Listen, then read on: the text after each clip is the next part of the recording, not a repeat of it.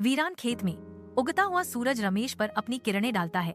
जो एक दुबला पतला किसान है, उसका चेहरा निराशा से भरा हुआ है, फिर भी आशा की एक झलक है। वह जमीन की ओर देखता है और गहरी सांस लेता है। अपने घर की सादगी में रमेश अपने परिवार के साथ भोजन साझा करते हैं, जैसे दीवार पर छाया खिंचती है।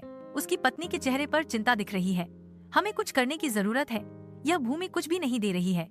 रमेश अटूट विश्वास के साथ जवाब देता है, सब ठीक हो जाएगा, मुझे भगवान पर भरोसा है। रमेश अपना खेत जोतता है। उसकी हरकतें सटीक और जानबूझकर की गई हैं। गांव वाले खेत के किनारे इकट्ठा होते हैं। उनकी हंसी पूरे क्षेत्र में गूंजती है। वह उनके ताने से बेपरवाह होकर अपना काम जारी रखता है।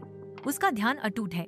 आसमान में अंधेरा छा जाता है और बारिश की पहली बूंदें गिरने लगती हैं, जो भाग्य में बदलाव का संकेत देती हैं। समय बीतता है और रमेश का खेत लहलहा उठता है। अब यह सुनहरी गेहूं का सागर है जो सूरज के नीचे नाच रहा है। गांव वाले इकट्ठा होते हैं। उनके चेहरों पर विस्मय और प्रशंसा अंकित होती है, क्योंकि वे चमत्कारी परिवर्तन को देखते हैं। रमेश अपना ज्ञान साझा करते हैं। मेहनत कभी बेकार नहीं जाती। यदि आप अपने दिल से काम करते हैं और उम्मीद नहीं छोड़ते हैं, तो बंजर भूमि भी सोना उगल सकती है। रमेश के खेत में ग्रामीण एक साथ काम करते हैं। फसल काटते समय उनकी खुशी स्पष्ट होती है। रमेश अपनी पत्नी और बच्चों के साथ गर्व से खड़ा है।